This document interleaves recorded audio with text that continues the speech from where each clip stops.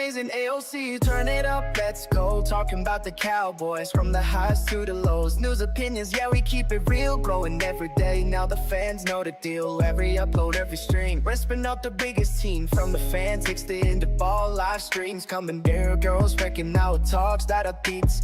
They was tuned in, yeah, they saw the rise. Now the numbers keep climbing, ain't no surprise. From breaking news to the fans in sight, AOC's got the passion, got the fire, got the fight. It's the amazing AOC, turn it up, let's go. Talking about the Cowboys, from the high to the lows. News, opinions, yeah, we keep it real, growing every day. Now the fans know the deal, from Dak to Michael, we cover it all. Trade talks, game plans, who's ready to ball. Live streams popping, the chat goes wild. Cowboys Nation riding in with style.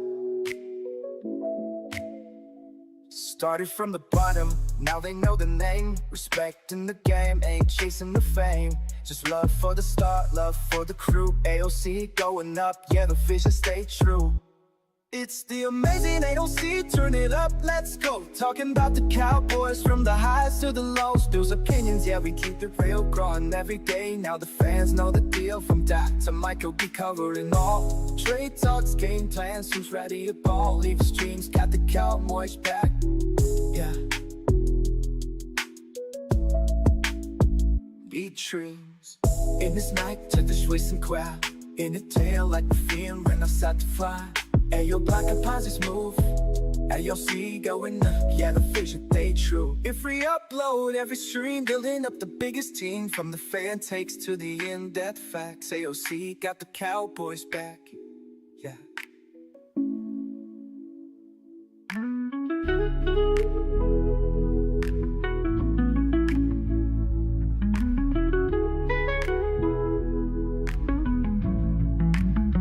The amazing AOC, watch us rise. For the love of a star, for the blue in the sky. From a dream to a movement, now we can't be stopped. Cowboys forever, yeah, we taking it to the top.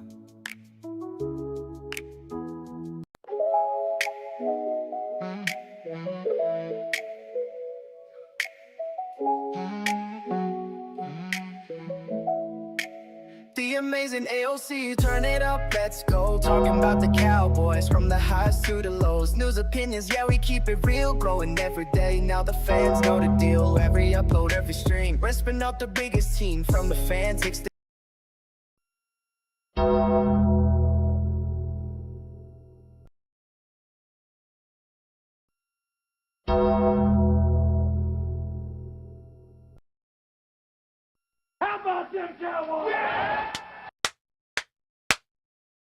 What is going on, everybody? Welcome back to another Attack on Cowboys week starting episode live.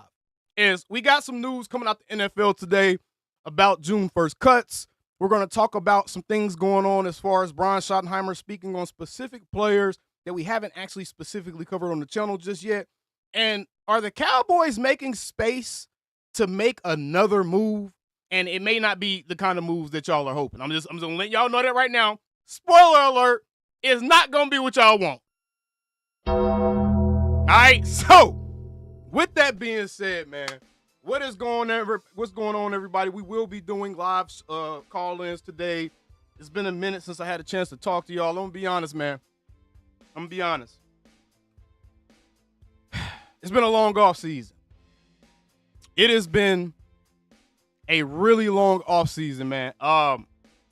It's been good. It's been great. Not gonna lie, this is the most blessed I've been in my life. But holy cow, bro, you really don't know how to deal with the level of hate and envy that I deal with until you're going through it. So I just want to say, before we get started, man, we're gonna start on a positive note, bro.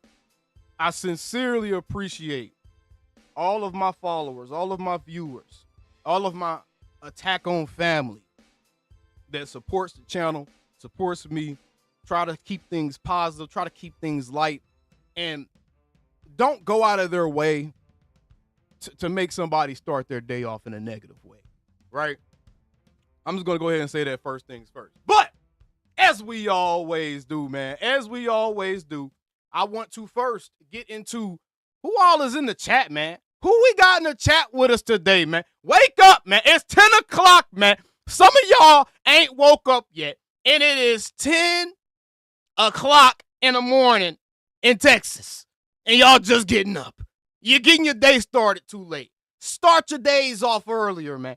Start your days off earlier, man. I'm just saying. I'm just saying. All right, but before we get into today's show, before we open up the call-in lines, because I do want to hear from you guys. I haven't talked to you guys in a long time. I haven't talked to you guys on anything since the George Pickens trade went down.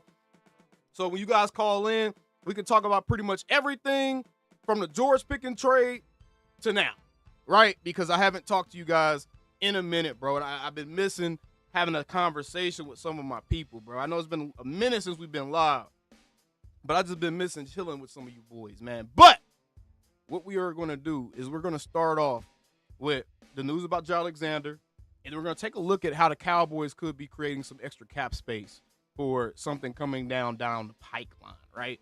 So let's go ahead and get into this, get the screen big for you guys so you can actually see it.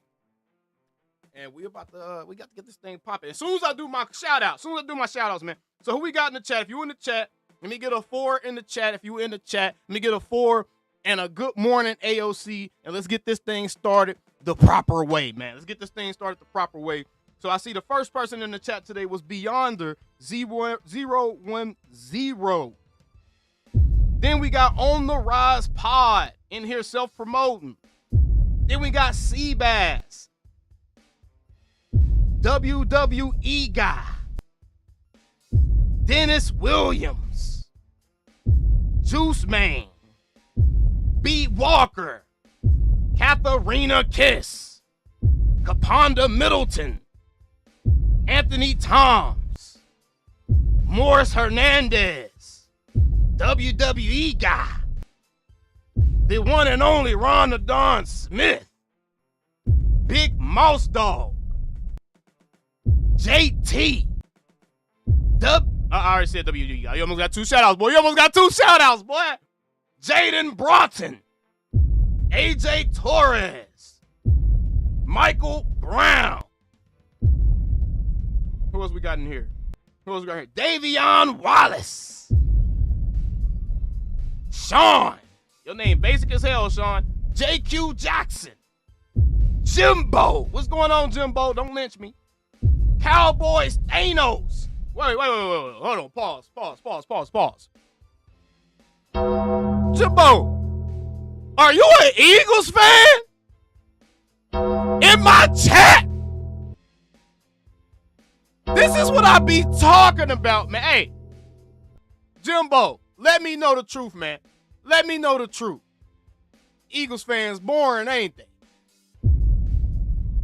You enjoy Cowboys content more, don't you? You low-key wish you were a Cowboys fan, huh? Only got one thing to say to you, bruh. How about them Cowboys? yeah. What's going on, man? Yeah. You in the chat. I see you, Mr. Eagle. Everybody in the chat, man. Damaris, he chilling. We ain't got to get him out the chat. He chilling. It's a chill Eagle fan. We ain't got to get him out the chat. He chilling. So, now that we got that out there, they say, F out, boy, y'all are aggressive. I done cultivated an aggressive community over here. We need to calm down on the aggression a little bit, y'all. We need to calm down on the aggression. I told myself this season, I'm going to turn over a new leaf. I realized that people's egos are way too fragile for their ideas and their thoughts and their opinions to be challenged. And I'm serious, y'all. Y'all clip this, man, so people can't say I ain't never did it. People's thoughts, opinions, and egos are way too fragile. And so I got to be honest with y'all. I made a mistake. I mismeasured the extent of conversation that would be allowed. I mismeasured the extent that people wanted to make sure that they were seeing things the right way. I mismeasured people's capacity to be able to have a conversation. So I'm going to say this right now, bro. If I have ever gone on my platforms, and this is to content creators, anybody, Anybody, bro, because I'm over it, bro. I'm over it. I'm over it. I got a lot of stuff going on. Got a lot of positive stuff happening in my life. Kind of focus on some things. And I just don't have time to be fighting with y'all people, bro. So I'm going to say this right now, bro. If I've ever offended you, if I've ever said anything that made you feel away, if I ever said something that made you feel as if I was trying to demean you or put you down or any of that, man. If you're a content creator or someone with a voice in the community that people respect, because I ain't talking about y'all trolls, not y'all Dak-hating trolls. Y'all Dak-hating trolls can stay over there under the rock somewhere. But I'll say this. I may have misjudged my ability to be able to kind of have debates and dialogues. So I apologize, bro. I ain't going to mess with nobody else. I ain't going to talk to no other creators about nothing that they think doing or none of that, bro, because people take stuff too far, man. And I just don't have time for my name to be continue to getting slandered. So I'm just going to go ahead and say, I'm sorry, yo. I'm sorry. I'm sorry. Sorry, man. I'm sorry. Confrontational AOC is dead. Confrontational AOC is dead, man. I'm sorry. Can we get a moment of silence in the chat for confrontational AOC? Because people in this community, bro, their egos, man. Their egos real fragile, man. And man, people be getting the wrong idea, bro. People be getting the wrong, like, I don't know why, but people read stuff, and if you challenge their thoughts or opinions or anything like that, bro, they take that as like a lack of respect. And it's like, bro, it's not a lack of respect. It's just simply someone disagreeing with you. It's simply someone disagreeing with you, bro. But either way, man, let's get into today's show, man. Slap said that's how you grow, though. Hey, man, I grow however I grow. You know what I'm saying? I grow however I grow, bro. I'm not out here trying to be on ESPN, none of that stuff, bro. I'm not out here trying to be on ESPN and none of that. No, the basement. I got to apologize because y'all fake, too. Y'all fake, too.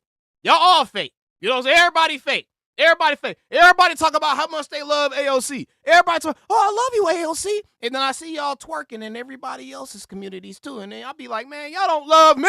I don't care about y'all appreciation. Yeah, I don't appreciate you because you don't pay enough. I appreciate you when you start paying enough. Then we get some appreciation going on. Right? There ain't no appreciation. Yeah, that's how I feel. That's how y'all fake, basement. That's how you ain't hear it. Yeah, I don't appreciate you because you don't pay enough. I appreciate you when you start paying enough. Then we get some appreciation going on. Right? There ain't no appreciation. Ain't no appreciation in this motherfucker, man. Ain't no appreciation. Y'all don't love me, man. Stop it, man. Y'all don't love me, man. Cut it out, bro. Y'all don't love me. Furious Fury said, you don't see me anywhere else. LOL. Hey, man. Hey, man. Cut it out.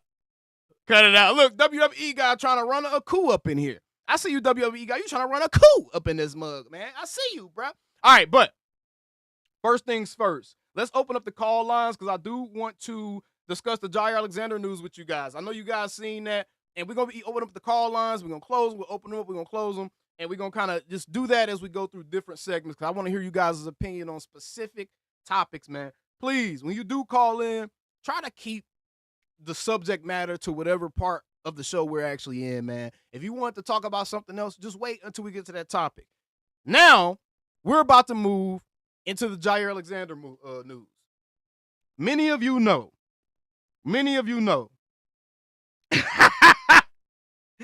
Hey, appreciate the love, the one and only Ron the Don Smith. You are one of my few real ones in the chat. You one of my few real ones in the chat, Ron, because everybody else, man, y'all be on some fugazi. I ain't gonna lie, bro. Hey, man, ain't gonna lie, bro. Y'all don't love me, bro. Y'all don't love. Quit telling me you love me, man. Just digest the content. Don't tell me you love me no more. I don't like being lied to. Y'all be playing my emotions and stuff. Y'all do not love me. Just enjoy the content and keep it moving. Keep all the sweet nothings to yourself. You ain't getting none of my draws. Now, and if y'all love me, we be over 100 likes already. We still at 69 likes. This is straight up diabolical. Appreciate the membership, JT. Straight up diabolical. Now, those of y'all that's been following the channel, y'all know that Jair Alexander is somebody that I've been pushing for the Dallas Cowboys to make a move for all offseason long. Earlier this offseason, we did our footwork, and we went and seen that Jair Alexander was someone that was going to be able to be had by a team. Not only could he be had, but he could be had at the price that Stephen Jones likely wants to have somebody. The reason he can be had at the price that Stephen Jones likely wants to be able to have somebody is because of his injury history. Over the last 2 seasons, Jair Alexander has only played 7 games in each season. He's played 14 games combined over the last 2 years. This is not much more of an upgrade than what we have experienced with Trevon Diggs. Actually, they may have played damn near the same amount of games as each other because Diggs went out, I believe, in December of last season, played most of the year, but missed the entire year before that. So this is not a situation where I'm looking at this and saying that, oh my gosh, we need to get rid of Trevon Diggs, go get Jair Alexander. And something else I want to go ahead and address too, man, because somebody commented this long-ass paragraph.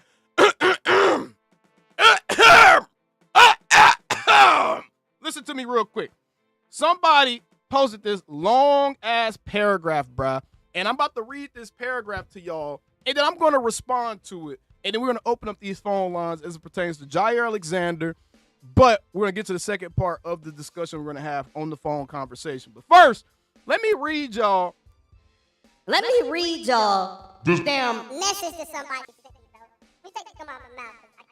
I keep down there falling my mouth. You're giving all this praise to Jair, which he is deserving of, for sure.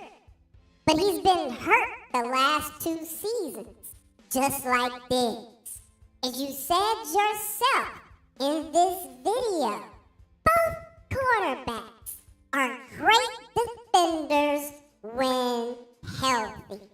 However, your last couple videos, it's been coming off like you shitting on Diggs.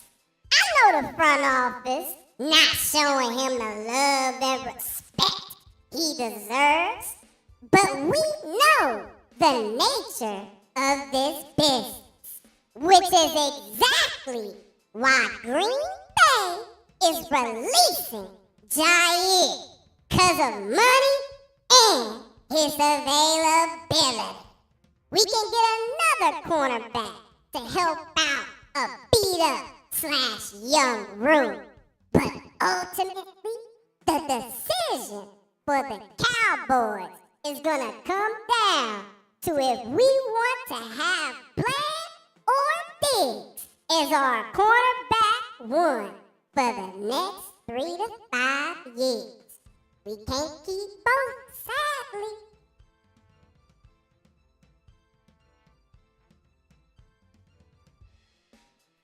Now, I'm going to say this, y'all. I'm going to just say this.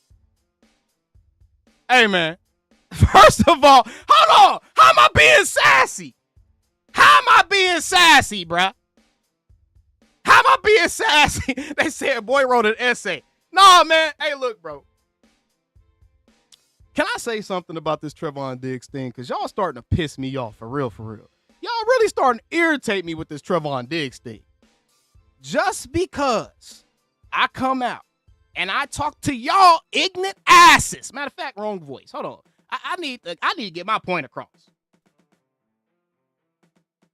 Just because I come out and talk to y'all ignorant asses about what's going on at the store, that does not mean I'm out here trying to put dirt on somebody's name, man. I don't gain nothing from going after Trevon Diggs. Y'all love this dude. Quit playing with me, man. Damn! Y'all about to piss me off, man. I'm for real, bro. I can't even come out here and just have football conversations without some of y'all getting too damn sensitive, bro. I can't even come out here and have football conversations, bro. Like, come on, man. I ain't said nothing crazy about Trevon Diggs. I ain't said the man ass. I haven't said the man is trash. I haven't said the man's kneecaps are made of chopsticks at this point. I haven't said his knees are softer than a soft-boiled egg. I haven't said none of that stuff, bro. I've been out here telling y'all what the hell the office feel about this damn dude, man. And y'all get mad at me, man. It's hard as hell out here to be trying to create content for y'all needy and ignorant asses all off season long. And there ain't shit going on, man. Quit playing with me, man. Quit playing with me. God dang. I can't say nothing objective about none of our players, bro, without y'all. Oh, here you go. He hating on Diggs. Why would I be hating on Diggs, man? What am I hating on Diggs for? I don't do Tussie. I don't do pink cocaine. I ain't playing. My bad. Wrong Diggs. My bad, fam. My bad. Wrong Diggs, man. My bad, man. I ain't got nothing to hate on, though, bro. I don't gain any. I don't have a hate channel, so I don't gain anything from. And I don't want to gain subscriber base based off of hating our players. I don't gain nothing from hating on these dudes, bro. I don't. I love my life. I'm not nowhere near as rich as them. Cool.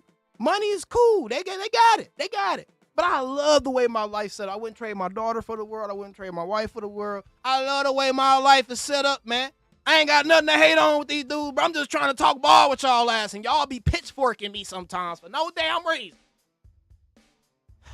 You right, JC. Let me calm down. Mama say, Mama sa, Mama kusa. Mama say, Mama sa, Mama kusa. Mama say, Mama sa, Mama kusa. All right. Before we get into the call-in section, the first call-in portion of today's show, I wanted to have a conversation about, and I wanted to kind of center our call-in about, A, would you want Jair Alexander? And B, if you had a choice, are you taking Jair Alexander or Jalen Ramsey? If you had a choice, which one are you guys doing? That's what I want to know today. Can y'all please do me a favor real quick? Hey,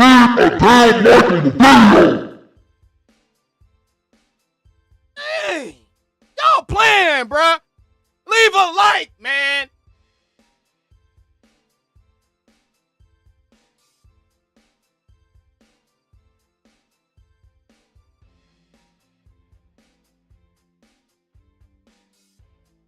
We're gonna get to the run game. We're gonna get to some defensive end help or some defensive tackle help, some run game support. We're gonna get to that in just a second as well, y'all. But first, I want to get into Jalen Ramsey or Jair Alexander.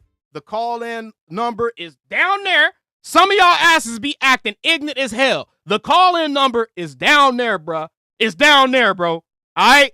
Y'all see it, right? Y'all see that joint, right? Y'all see it? Okay, cool. The call-in number's right there.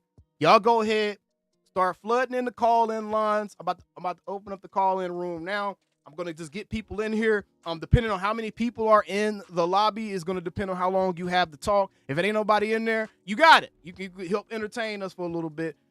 If there are people in line, we're going to try to keep each call to about 2 minutes. We're going to keep each call at about 2 minutes. Ask a maximum of 2 questions or make a maximum of 2 points, okay? Make a maximum of 2 points. If you try to go longer than that, get your ass up out of here. Real talk. So make sure y'all abide by the rules because I ain't about to play with y'all like this. All right, let's go ahead and get it going. Let's go ahead and get the call-in lines open. We got somebody already in the queue. Let's go ahead and get them in the queue. Let me make sure they can actually hear me. Let me make sure they can actually hear me, bro.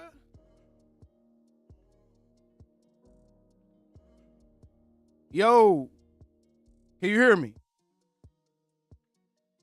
Man, what the feezy is going on in this measy? What's going on, man? Yo, 240. I feel like he talking. Hold on, y'all. Y'all know it's been a minute. I gotta figure out which one of these junks I'm supposed to be talking to. Okay. Yo, can you hear me? All right, there we go. All right, so we got the first call in. What is going on with the 240, man? What's happening, bro? What you got going? Nothing much, man. Basically, hey, welcome back. It's always good to see your content coming out, pumping through my YouTube. I appreciate that, man. I gotta ask you one question before you get your question off, though. Yes, sir. You one of them dudes that be twerking on everybody content, saying the same stuff? You know what? Now, I don't twerk on everybody content because I'm selective. I take everybody's content in, basically, but I don't take everybody's content for the truth. I still do my own research. I listen to all you guys, but then I still go do my own research and look as well.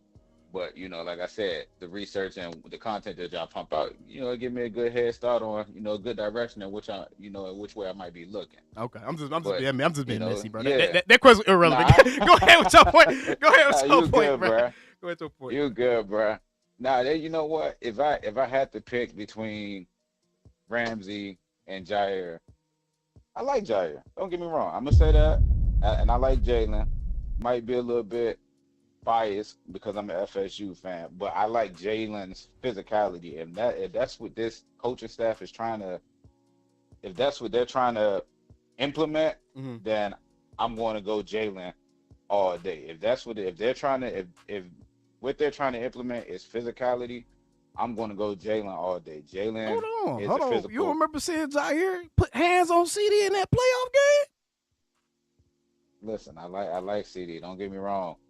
But he put hands on CD. It wasn't. We ain't saying he put hands on Pickens or one of those guys. He put hands on CD. I like CD, but CD's more of a finesse receiver. Hey, You going wrong. Listen. Nah, bro, you going wrong, bro. Hold on. Your dark side started coming out a little bit right there. Hold up. no, bro. Look, I like CD. Don't get me wrong. He put hands on CD. I got you. But Jalen's, when I say physical, I ain't just talking about, just putting hands on a wide receiver. I'm talking about you're not afraid to get up there and tackle when that run is coming to your side. Like, I like Diggs, but when Ron came to his side, Diggs looked like he was a wide receiver. He looked like he played wide receiver when it was time to come up and run support. So that's all. I agree with comparison I'm gonna make it with Alexander and Ramsey. I want physical, like not just on wide receivers, but in the run game as well. Right. Give me like Antoine Winfield Sr. Everybody remember him if you watch the cornerbacks. Antoine Winfield Sr. Right. Dad. Everybody remember, he was just physical. He came up, he was support, and that's what we need. But that's all I got. That's my 2 cents on that. Who I want out of those two. Man, they just said Diggs is safety, bro. The chat is cutting up. Man, Man, Diggs, come you on, got to man. be able to tackle the play safe. See, look, You gotta y'all be wanna getting tackle mad play at me. safety. Hold on, matter of fact, This I know not how matter. to fix this. I know how to fix this. Y'all can't get mad at me whenever I say negative things about these players no more. I know exactly how to fix this, bro. This is No longer AOC, man. This is AO Monster. Quit playing with me, bro. Diggs gotta know how to tackle before you sit here and try to put this man in safety, bro. We sat there and watched our defensive backs get ran through like some females walking the track in Las Vegas last year, bro. Diggs is not gonna help that, man. We do not need Diggs' ass in the safety room. Either he gonna be a corner or he gonna be a cowboy. Nah, that was AO Monster. That was not me. Y'all cannot get mad at me. I don't know who that was. Go ahead, bro. I'm with you, bro. And listen, Diggs he cannot transition to safety, and I get it. I remember we used to do that shit on Madden and stuff. Put our bets. Right. You could have the bets on there. Yeah, But man. this ain't Hey, Madden man. Ultimate Team got people messed up, boy. Right. They got these The out of Ultimate position Team, players, like, bro. And I'm asking all my Cowboys fans, like I love y'all, but we gotta be. If it's 1-on-1 on that hole, do you expect Diggs, number 7, to be there to fill that hole to make that tackle? The only hole he filling is the same holes his brother trying to fill on that yacht. I ain't going there. So I'm not going. I'm just saying, bro. We got at 270. We got you next, bro. We got you next. But that's all I got to say. I ain't gonna hold it up because I want everybody, people to get there. But hey, man, I don't want Diggs at safety. I don't care what it is. All right, bet. That's Hey, just appreciate me. the call in, bro. Appreciate the All call. right, man, in. appreciate it. All right, brother. Hey, y'all don't be scared to call in now. I ain't gonna bite y'all head off. I told y'all I'm turning over a new leaf, man. I'm not gonna go in on y'all no more, man. Y'all can call in. It's safe. I'm not gonna make you feel bad. I'm not gonna tell you that you got a whole daycare in your mouth because you've been on your knees sucking somebody off so long. I ain't gonna tell you none of that stuff, bro. It's safe to call in, y'all. It's safe. Go ahead, bro. What's going on? 270, man.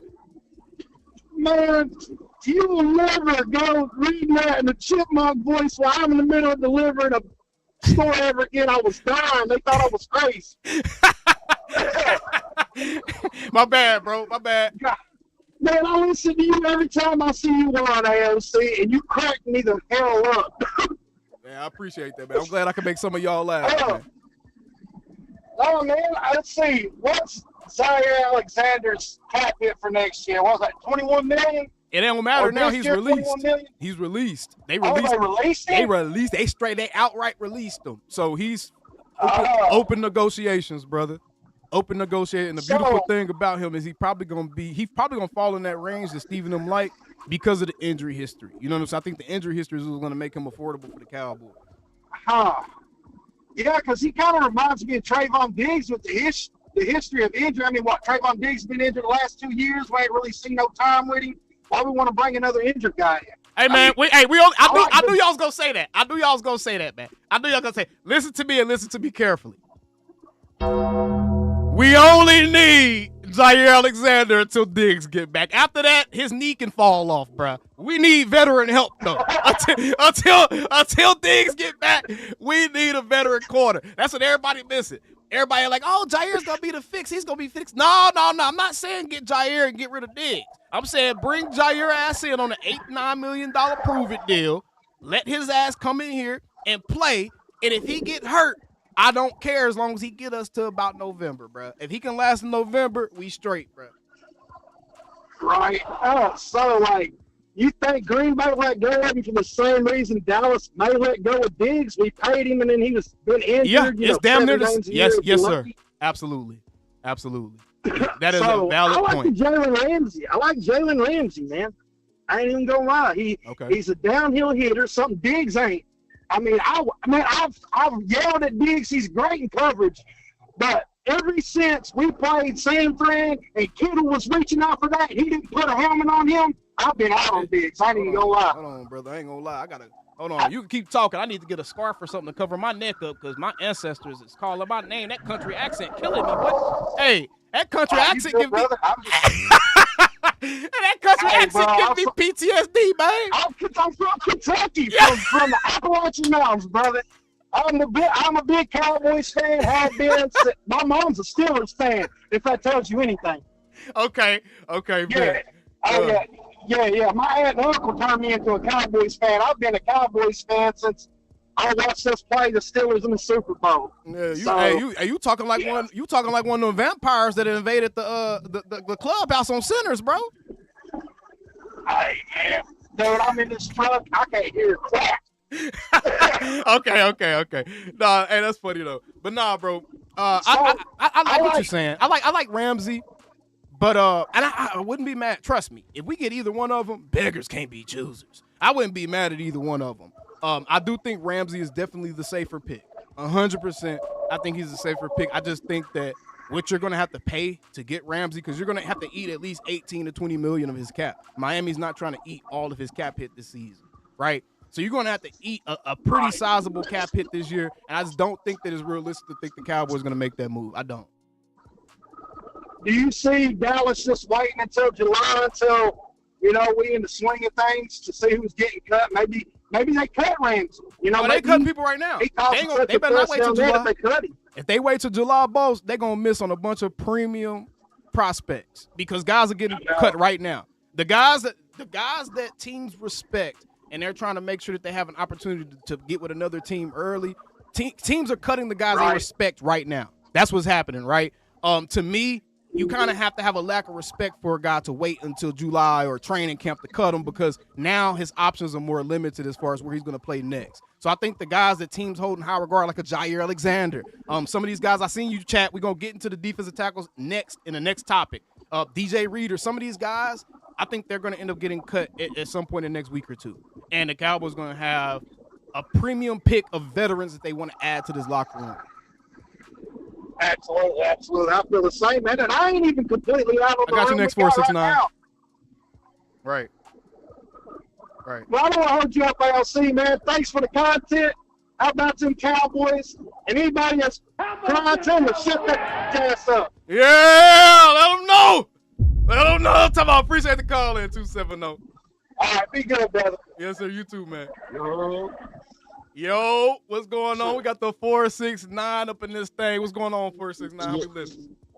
Yeah, I'm the YN who told you that we need to go get George Pickens. I called in that day. Oh, you showed that. Yeah. Hey, you was told you waiting. T-Mac was going to Carolina, and I told you Jenny was going to the Raiders. See? But okay, we talking about the Jalen Ramsey and It's a real one. You thought you did like it is. Pickens off that drink. Get back off that head. Yeah. Yeah. So basically, I think we should get. I like Alexander. He reminds me like he gives me dark skin energy. Like he Man, really come a on, light man. end. He said He a this light. No, listen to me. Between me and you, we both know dark skins. They better football players. Hold on, man. I can't sign. I am part of the light skinned delegation. I cannot sign off on this slander. Okay? There are plenty of light skinned brothers out there. Matter of fact, the best quarterback in the league is light skinned. Dak Prescott. And Patrick Mahomes, hell. If we want to be real, Patrick Mahomes, hell. Quit playing with me. They got a little bit of white in them, though. So you got so that light got to include a little bit of white to make it right. Oh, hell no. Yeah. Hell no. Stop playing with us. Well, I was just saying, I like both of them. They both bring that kind of energy that Jordan Lewis brought on the defense. Okay. That you a bitch kind of energy. Right? Yeah. That's the kind of energy you want on the defense. We got it on the offense now, George Pickens. We just need it on the defense. We got too many good guys on the defense. Micah's not going to call anybody with this to his face. I don't think he would. Maybe Sam Williams. I could say maybe Sam. He said Mike ain't going to call nobody a bitch to his face. We need it in the defense. I got you next 209. I don't think we have that. No, hey, that's funny. No. You know what? I do that sometimes too. And you know, I think this is a very real thing. I think that sometimes you can look at guys and tell if the type of mentality he has or if he's a good football player. Now you really can. You can look at some of these dudes and be like, all right, yeah, he a bean and weenie baby. He ain't got nothing to lose. He gonna go out there and crack skulls. Exactly. No, real talk. We need probably like maybe another person like that on the defense. I agree. I feel like. Do you have anybody in mind? You called George Pickens, so let's see what else you got here. I like Alexander and Ramsey. Either one of them two would be nice for me. Yeah, I think if you get Alexander, bro, you cooking, bro. Yeah, I think so. I would like to get another defensive tackle, someone like that, a defensive tackle spot. But Alexander or Ramsey, either one of them two, I'll be nice. I'll be okay. I mean, I don't know if we'll do it, but I mean, I like Diggs too. Diggs is my favorite corner. You got to remember, Diggs the same guy who shut down Justin Jefferson and Jamar Chase. I think the same season. I don't think that Diggs exists no more, bro. I ain't gonna lie to you. I don't think. Hold on, my bad. I'm about to say something negative about Diggs. I don't think that Diggs exists anymore. I really don't. I think that Diggs is gone with the tendons in his knee. I ain't gonna lie, bro. I think that when you get to a point where you done made kind of money that these dudes done made, and you sitting there trying to weigh risk and reward, and are you gonna put your body in harm's way? I think the Diggs has shown what decision he's gonna make in those type of situations. All right. Yeah, I hear you, but I mean, I don't know. I just can't get off the Diggs train yet. I mean, for so long we had a Byron Jones who couldn't get us a pick. And Diggs got us 11 picks in one season. That's what I'm saying, I mean, bro. Y'all about like I got to complaining about Diggs. That's what Diggs good at. He's good at turning the ball over. To be honest with you, this is Madden ability. You throw it to us, and it's probably going to be a pick. You know, we get another corner on the other side of him, it will fit better for him, like maybe a Jalen Ramsey or Alexander. So he doesn't have to be the physical corner. We seen Diggs get the tackles whenever he needs to get them. But he doesn't want to do that all the time. You gotta be the physical corner. The coaches done already told us that they need their DBs tackling, bro. So it ain't gonna be nobody out there that's afraid to tackle or afraid to But he's gonna tackle though. I think he's gonna tackle. We get somebody like Ramsey or Alexander who we know for sure is gonna tackle. Let Diggs be good at what he's good at. You know what I'm saying? Yeah. He's gonna hit. In my opinion, he's one of the standout guys on the defense, I think. Alright, so can I ask y'all an honest question? And Chad, I'm asking y'all this too. Chat, I'm asking y'all this too. Can I ask y'all an honest question? And I'm gonna show y'all with the display. Yeah. And again, I won't Diggs here, man, because we he don't have a better choice. I'm not the type of person to be like, let's get rid of this guy. We don't have nobody to replace him. I want DG, but are we overstating the type of player Trevon Diggs is based off of 2021? Because truthfully speaking, Well, here's my solution for it. Let's just wait and see. I don't think we should release him or trade him yet. I think we should go get another cornerback and let's see how things play out. how long we waiting for? How long we waiting? Because it's been the last 2 seasons he's been in. I like him. I think we should go give him a call. In my opinion, I like him. And we know we still got Bland. We got the boys from Buffalo. We see what they got. We got Rebel. We see what they working with too. Charlie G, y'all gotta quit that. Charlie, y'all gotta cut that out, man. This man said Diggs working hard. I've been looking at his training videos. Slim coming back up. Y'all gotta quit thinking that we can project how good guys gonna be off these off-season training videos, bro. Yeah, but you never know. You know, anything can happen. You know, can't just, you know, I hear what you're saying, but you know, anything can happen. That's all I'm saying. He might just have one good year.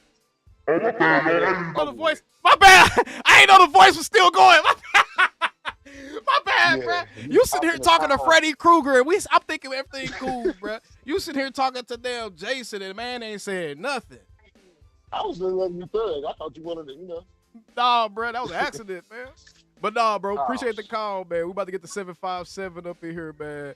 And my man's called the George Pickens ones, bro. So appreciate the call, bro. Yeah. All right, we got the 7. Oh, DJ Reed, that's his name. 7 up in this thing, man. What's going on, 757? Hey, what's good, big dog? What's going on with you? What's going on, man? You come here with too much energy. Hold on. What's going on, man? Hey, man, what's good, man? I be trying to catch you on your lives all the time, bro. I look at them all the time, man. Are you trying to get cussed out? Oh, no. Okay, I'm about to say, are you trying to get cussed out, or you trying to take me on a date, gang? Which one you trying to do, man? Because you came here giving compliments. Are we going to talk football or what? Nah, bro, we talking football. I'm a Dak Prescott fan all day, baby. Nah, man. Hey, I ain't gonna lie to you, big dog. You watching your videos and shit, bro. I have a newfound love for Big Blue. You know what I'm saying? That's what I'm talking about, bro. I ain't gonna lie to you, big dog. I ain't gonna lie to you, bro. Last year they had me fucked up. Last year, all the way. Bro, I was with y'all though. Here's the thing, bro. This is why I'm not just speaking from a standpoint of, oh, guys, be happy blindly, bro. I was with y'all last season, bro. Like I really was. I was pissed. But you know what I realized? Nigga, that shit was miserable. Yeah. That shit was terrible, bro. I ain't gonna hold you, bro. I was one of the ones talking about Jared need to sell the team, bro. Jared done roped y'all ass back in, but he done hog-tied y'all ass. I ain't gonna lie to you, big dog, because it was because of the moves with Shoddy, the whole team organization, bro. I ain't seen no moves like this since goddamn Herschel Walker trade, bro. I haven't seen no moves like this in my adult and adolescent, and I have not seen nothing like this as far as Cowboys all season go, as far as the level of activity and how smart they're going about. They're not just signing dudes with names, bro. Like, you can literally see why and how and where each guy's going to fit. You know what I'm saying? Yeah, bro. Yeah, bro. But hey, what you think about DJ Reed, bro, from the Lions? I think we about to get into that next, and y'all keep talking about that, so we're going to get into that. Do me a favor, call back, and we can go ahead and get into that conversation.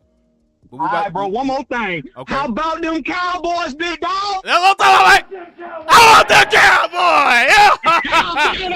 That's what I'm talking about, man. That's what I'm talking about, bro. 13-4, baby. NFC Championship game, baby. Here we come. Let's go. I'm with all that. We with all the smoke shit. F it. If the Commanders are all of a sudden, if the Commanders are all of a sudden a league darling after one decent season, nigga, we can want us to go to the Super Bowl. We can talk about going to the Super Bowl, man. If the Commanders can talk about going to the Super Bowl, we can talk about going to the Super Bowl, man. No question. And man, we got, man, this redemption year, because we got a lot of people on the schedule this year. We owe L's too. We owe them some L's. Detroit, Kansas City, Fuck Philly. Fuck them bitch ass pigeons. I can't, hey, if there's any Eagle fans in the chat, fuck y'all. Hey, appreciate you, bro. We started this shit on proper this year. Giants fans, we ain't even gonna talk to y'all. Redskins, fuck y'all too. No, real talk. And all of that. YouTube. All of that. YouTube. Demonetize him. That wasn't me cussing. That wasn't me. YouTube. Nah, demonetize me. Demonetize him, YouTube. He ain't monetized, but demonetized him. Have mercy on me. But no, I was playing, bro. You all good. Hey, appreciate the call. I'm about to get the 469 up in here before we move to this. All right, bro. Appreciate you, big dog. All right, bro. All right, we got the 469 in the chat. What's going on, man? What's going on with you, AOC? All right? I'm chilling, bro. Chilling, trying to make it, man. I respect it, man. I be seeing you on the show, man. I want to give you your props. I like it. It's cool. I be vibing with you. What you trying to do? Take me out But on a nah, date game? bro. What you got going on?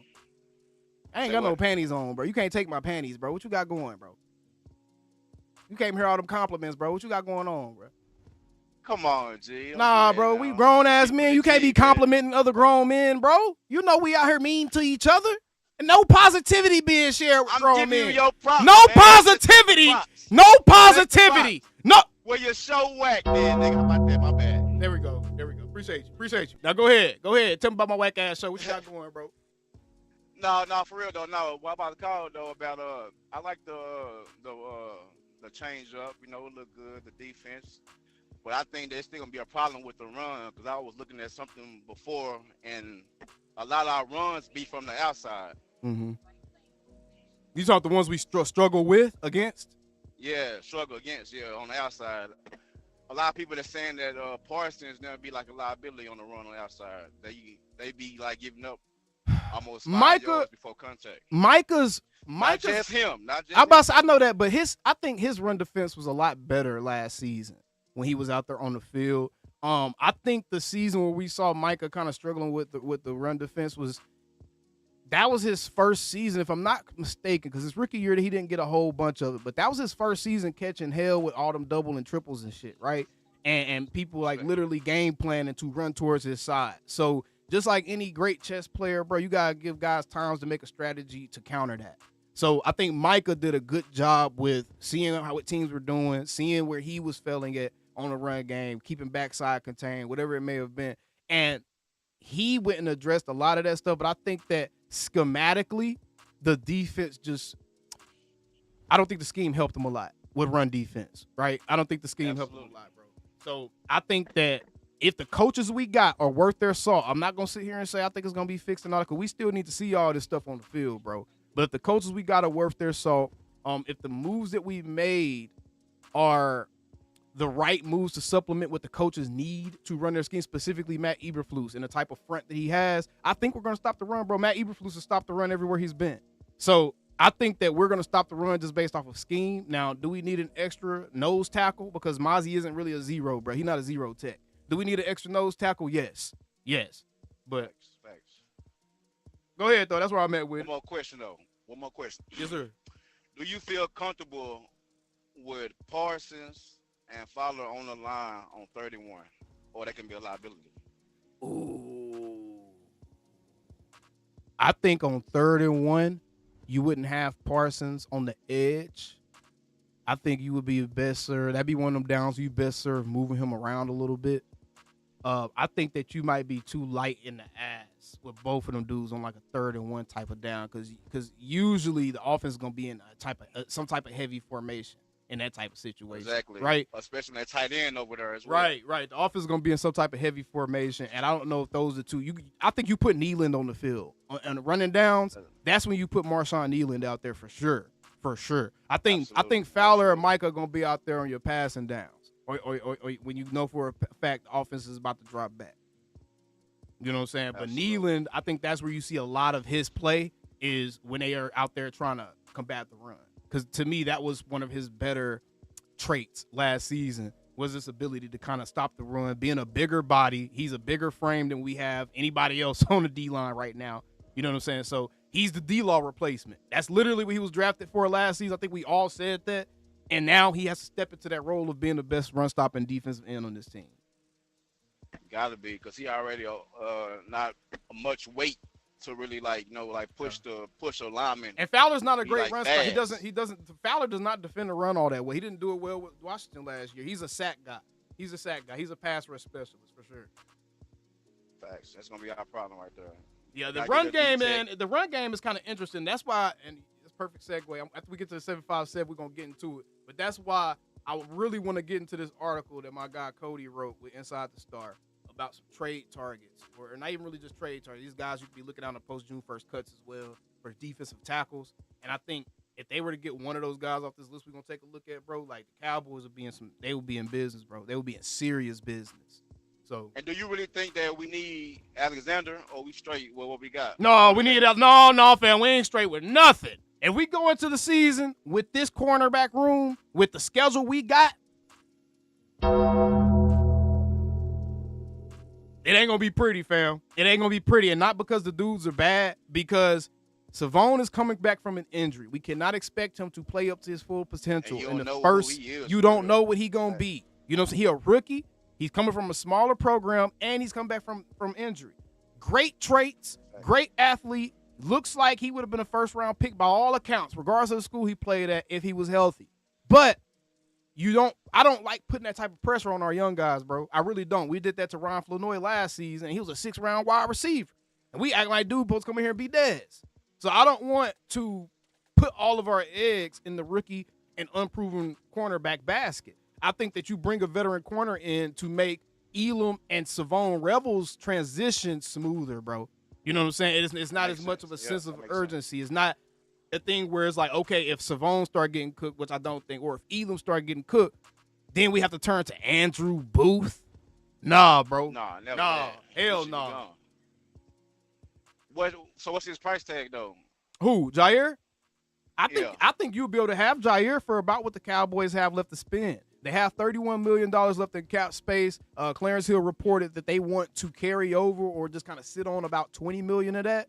So I think they got that $10 to $11 million that they got left to play around with, bro. I absolutely believe that they will be able to. My bad, I just got thrown off. Somebody named Anthony Davis just hopped up in here. I was like, hold on, that's AD. What up, bro? Nah, but I 100% believe that they'll be able to do what they need to do, though. With Jai Alexander, they'll be able to get him. I wouldn't be surprised if when we see him get signed, look for it to be somewhere around like $9-10 million for one season. Whoever he go to, he gonna sign a prove it deal, bro. I don't think that he's gonna sign a long-term deal anywhere he goes, because he knows that if he can stay healthy and come back next season and have a good season, he knows that he can re-up, because he only 28. So he'll be able to re-up for another like 3-year contract to pretty much end his career with a decent deal. So I think this is going to be a prove-it year for Jair. He's going to accept a cut, and he's going to try to get his bag next year on his way out the league.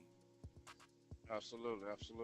I appreciate it, big dog. Hey, appreciate you, man. Appreciate you. About to go ahead and get the 757 up in here, man. Have a blessed day, bro. Get the 757 up in here. And then we got the 302 next. Don't leave 302. I see you. What's going on, 757?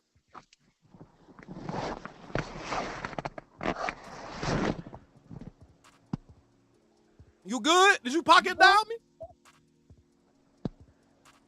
Hey, yo!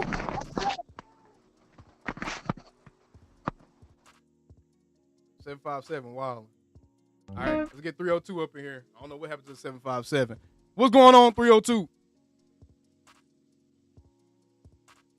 Yeah, what you doing, bro? What you mean what I'm doing? What you doing? Nah, I mean, the live was a little bit lagging behind, so I was watching your live. I had the phone down. I was a little, you feel me? I was a little behind. But now, bro, where your ski mask at, bro? What you mean, man? We ain't talking bro. about George right now, man. That ski mask be hot as hell. Unless you gonna come in here and dab bro, my sweat look, off, my cut it only out. thing is, bro, look, I'm from Delaware, right? So I'm in Philly country, bro. I'm so tired of these goddamn Eagles fans, bro. And then at that, bro, I ain't never been to a game. So you know I gotta go up there to the first game of the season. It's gonna be my first Cowboys game ever going to, bro. You going to the Eagles game as your first Cowboys game? Up there, bro. Yes. Bro, bring a shank, bro. Oh, bro, I know how to make them on the fly, bro. I just did 3 years. Damn. I bet. He said, I thought I'd make him on the fly. Yeah, but nah, bro, we looking good. I love Eberflus defense, bro. We look good, bro. We getting a lot of disrespect, bro. We was 12-5 2 seasons ago when we had Dak and you know, I think we had Pollard then and everything, bro. We look good, bro. Like, they giving us way too much. Everybody was hurt, bro. Like, they on some nutty shit, bro. But I agree, bro. I think that's everybody tripping, bro, because we was hurt last year. We were hurt, bro. Word. The team wasn't bad. Everybody. We was hurt, and McCarthy obviously ain't care. No, McCarthy didn't give a damn, bro. And Steven talked about McCarthy, too. We're going to get into that in the second half of today's show, y'all. Okay, yeah, bro. I appreciate you, bro. Keep doing your thing, bro. You hear me? Hey, man, you a YN for real. Hold on, I got to get my shiesty on just because you're a YN. I hear it in your voice. Yeah, you got that YN in your voice. I hear it. Nah, bro. Stay out of people's cars. Don't steal nobody's cars. I know, but don't. Everything good. Don't steal nobody's cars. Nah, I don't steal cars. No, and you. I mean, YN can be for white boys. This is young Neanderthal. Hey, yo, I ain't heard that one from the mountains of Caucasus, hell. Young Neanderthal from the mountains of Caucasus, hell. But nah, bro. Nah. Appreciate the call, bro. Yo, and I love the new intro too, bro. Shut your bitch ass. Of course, your ass love it. Of course, your ass. Undertaker, this shit, we done. I appreciate you, dog. All right, what's going on, man? We got Marv in the chat. What's going on, Marv? 854, we got you next. What's up, family? How you doing? Man, I ain't heard from you in a long time, Marv. I miss you, man. Big old head. I miss you, Marv. Don't come here roasting, bro. I said I was going to turn over a new leaf, and I wasn't going to be rude to people no more because their egos is just too fragile, and I just don't got time for grown folks to be in their feelings like that. Oh, they get sensitive. Yeah, people get sensitive when you disagree, man. People take disagreements as disrespect, and that's not at all the case. My God. So I'm just done disagreeing with folks, man. I was going to mind my business. Yeah, I see you. Because they was crying a lot. for real, bro. It's like, come on, man. It's like, y'all niggas don't know me. Y'all niggas don't know me. Oh, man, I was watching. I said, these dudes are so sensitive. These niggas don't know me, boy. Boy, you was tearing them up, though. Hey, man. You crazy. What you got, Bar? Oh, man, just give you, hey. I'm like you, because of my, I don't play either. I'm like you. My new show is, I'm getting it set up. It say MJ Tell the Truth. Cowboys, if you don't come on that in line, okay, I'm cutting you out. Don't come on that line. Just making up stuff. Okay, I like that. Because I hate that too, though. I might have to make a guest appearance, Marv. I don't know. Yeah, you definitely coming on. We're going to do it because I get tired of the fans just making an excuse and they just blame everything. You gotta remember, we grown men. If you hire me to work on your show, say, "More, I want you to do this. Bye, I'm gonna give you this." Then I come on your show, and then I be messing up. Man, you gotta get rid of them. Mm-hmm. That's how some of the Cowboys players are. Mm-hmm. You know, we'll give.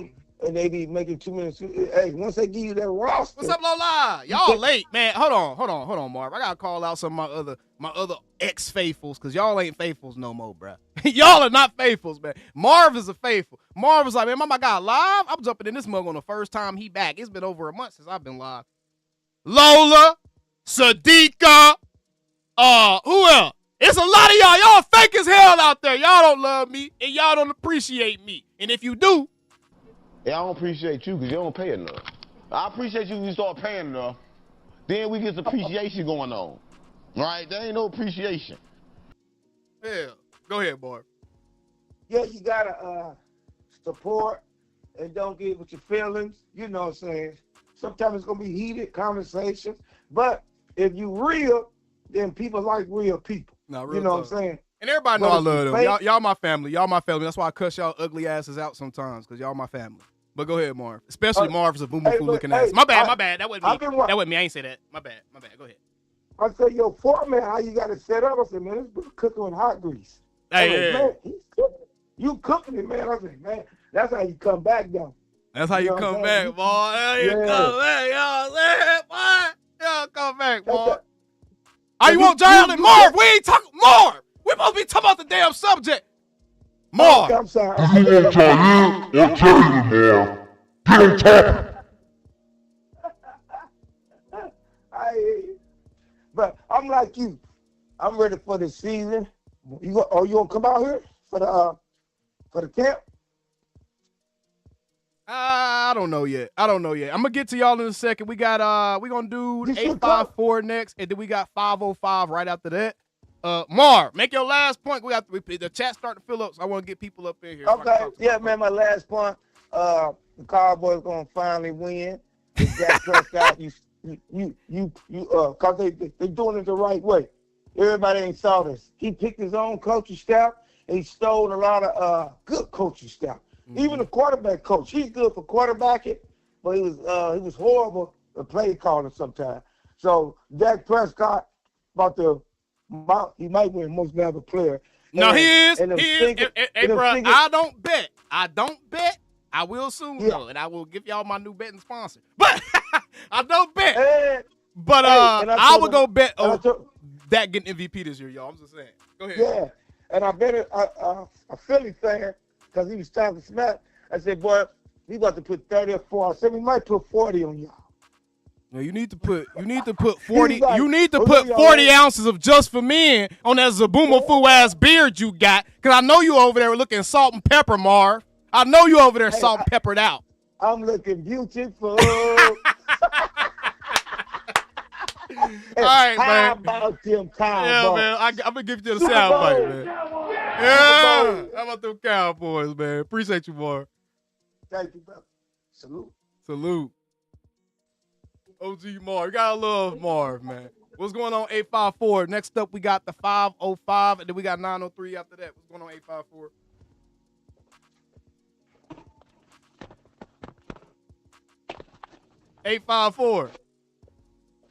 What's up, EOC? What's happening? Ain't nothing much. Just Shakira from the 843, but my area code said 854. Oh, so Shakira like, tonight and my hips don't lie and I'm trying to pee the pie.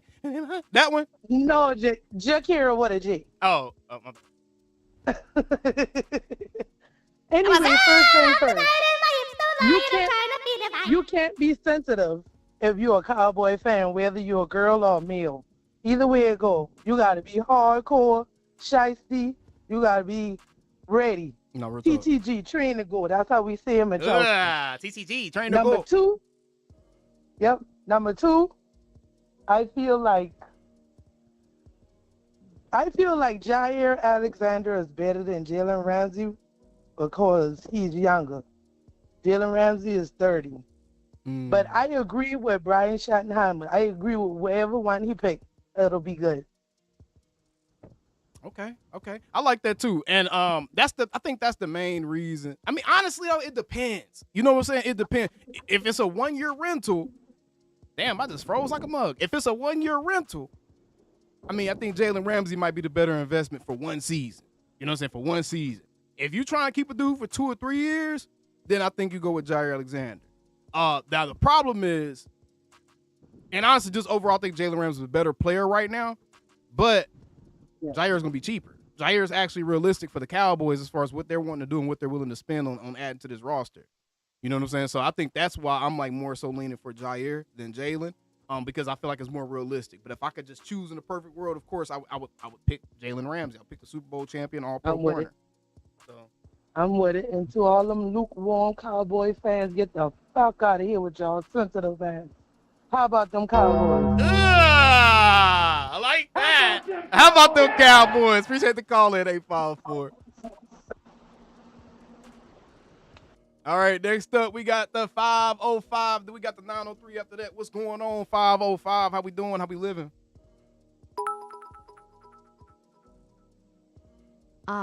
Love the show. Did you hear what Boss was laying down last night about Shoddy taking a selfie? Playmaker even second the motion. The culture doesn't need to be talked about so much.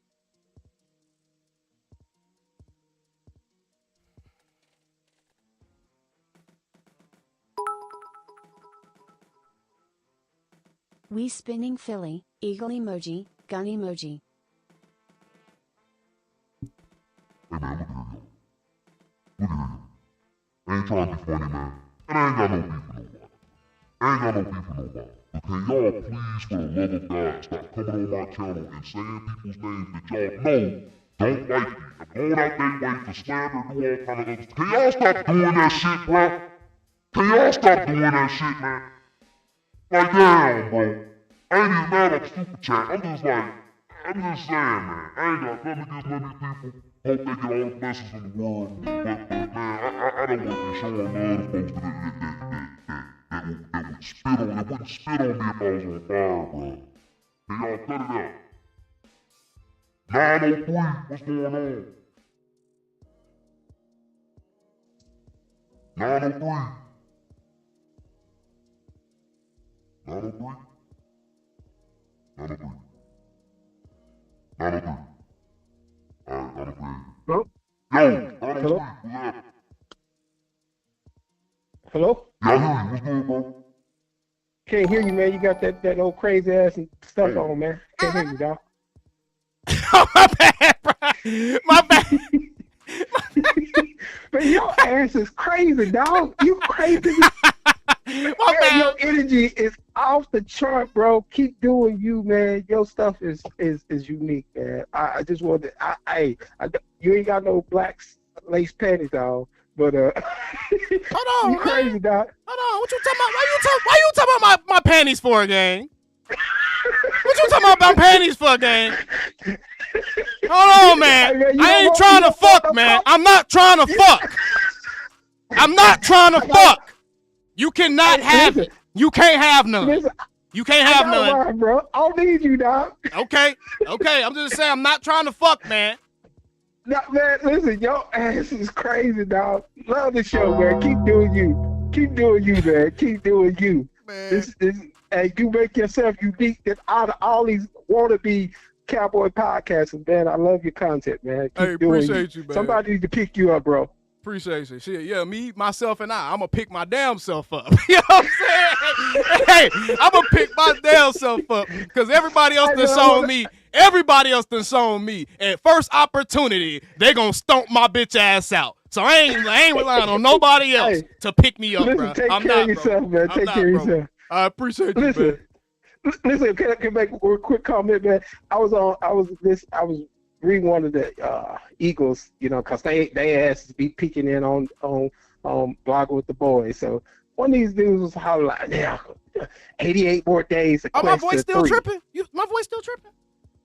No, it's not. No, you're not tripping. Oh, is my chat later? My voice still 302 Pat, your ass must be 5 minutes behind on the stream, fool. Hold on. Oh, okay. 302 Patch had me bugging. Go ahead, bro. My bad. Anyway, man, you said something, man. If the Commanders can be darlings of this year, man, how the hell we can't talk about the Cowboys on the Super Bowl? That's what I'm saying, boss. That's what I'm saying. You know, and you're right, man. I'm so sick of man being down on our team, man. This look, bro. You have like called it before, man. You have picked me up out of the dumps, and I'm proud to be a Cowboy fan again. Good, man. Keep it that way. Even when we lose a couple games, bro, keep it that way, bro. No. Yeah. Because guess what? Listen, everybody else gets to be excited, and everybody else getting their ass beat too. So we ain't gonna punish ourselves. Nobody talk about the 49ers been without a Super Bowl. I don't give a damn. I don't give a damn if they've been to the Super Bowl twice. I'd rather not go and lose, and not go than to go and lose. Shit. Ooh, that's if a I'm good, gonna go, I want to take that. That's a good debate. We're gonna have a whole show about that because I think that people will have varied responses on that. We're gonna have a whole show about that. You probably gave us our topic for this week's show later on. That's a real good debate. All right, bro. Have a good one, man. All right, you too, boss. Appreciate you. All right, let's try the 505 again. 276. I'm gonna get to you next. 505 was in here first. Hey, I just want to apologize. I had my mic on mute by accident. Oh, you good, bro? Quit apologizing though if I kick you out of here. Anyway, so I actually want to talk to you about the interior D line AOC. Okay. So I just wanted to get your opinion on this. So obviously, I love Osa, and I'm glad we got that deal done this year. But to me, I feel like that this could be Mozzie last year, maybe, or hell, maybe it could be his last training camp. I don't know. I don't know what's going to happen to him. Either we trade him just to get rid of him or whatever, because I know we can't cut him. But I just feel like that for me, this is the last year for Mozzie because one, I just feel like that he just can't. He's not being the guy that we need him to be. Just to stop, like to be the guy. Well, hold on, just real quick.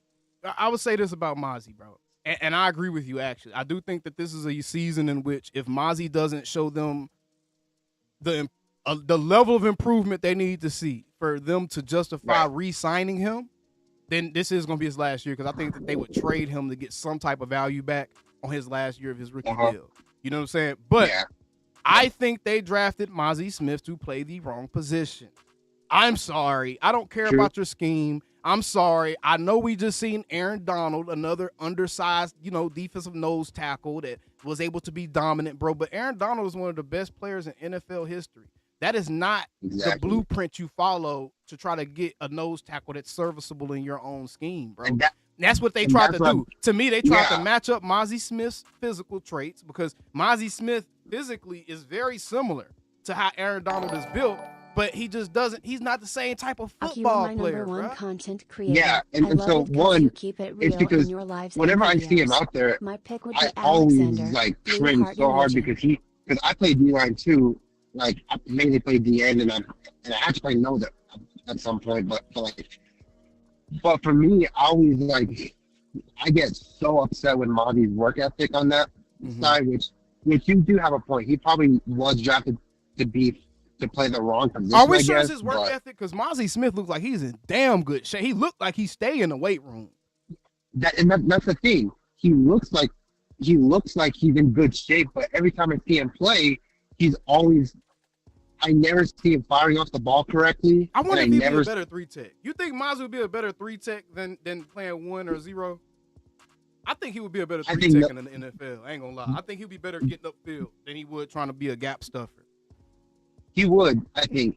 I think he would be a serviceable guy at that position, most likely, just not at the nose. Because one, you even had Linval Joseph out there bodying guys out there, which you need a bigger body at the nose. That's what I'm saying. You're not going to cut it with Mozzie.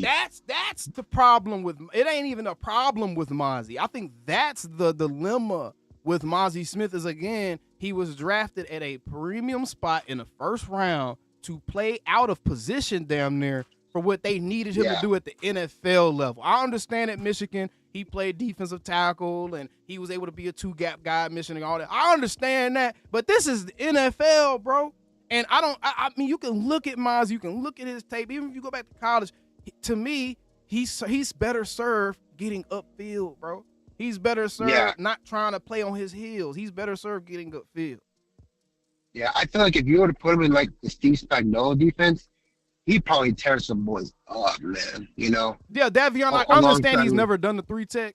I don't think he's done it in the NFL, but I just think that physically, physically speak, because nose tackles, 3-techs, 1-techs, if you playing 5 and you way, all these dudes are built differently. That's the point of having those distinctions in positions is each position requires a different body type, bro. It requires a different body type and a different skill set.